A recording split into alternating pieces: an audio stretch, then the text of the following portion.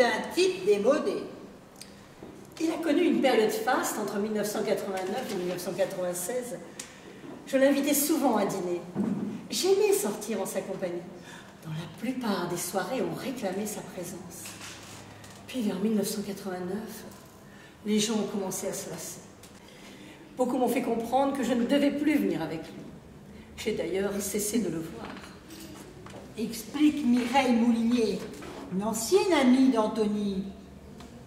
Même son de cloche du côté de Sabrina Laruelle, qui a vécu avec Anthony de 1991 à 1996. Vous savez, c'est difficile à expliquer. Parfois, on met un jean tous les jours parce qu'on l'adore.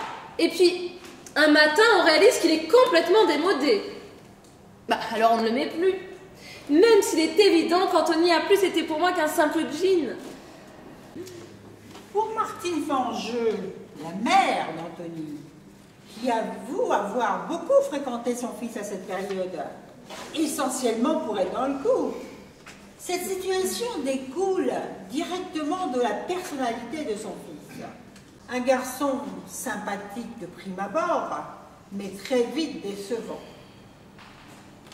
Geneviève Lepage, directrice de la rédaction de Biba, voit dans le cas Anthony Fangeux l'expression d'un phénomène plus global. Sous prétexte qu'ils sont vos amis, les gens croient toujours que c'est pour la vie. C'était peut-être vrai dans les années 80 et avant, mais pas au XXIe siècle qui est l'époque du zapping.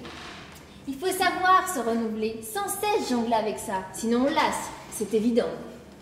Mais pour moi, c'est très simple. Ça correspond à une vraie exigence. On est au cœur du dépassement de soi nietzschéen.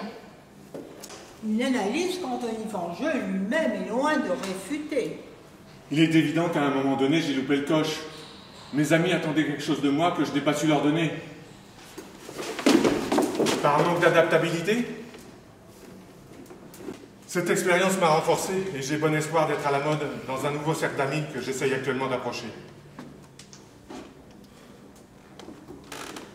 Amstramgram, piqué, piqué, colligramme.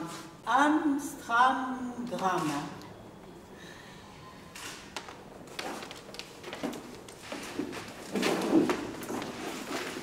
On peut se réjouir à l'instar de Geneviève Lepage de l'évolution d'une société toujours plus exigeante envers elle-même. Certains intellectuels décèlent cependant, derrière ces nouveaux codes sociaux, une baisse des rapports interindividuels au profit de rapports de consommation sociale.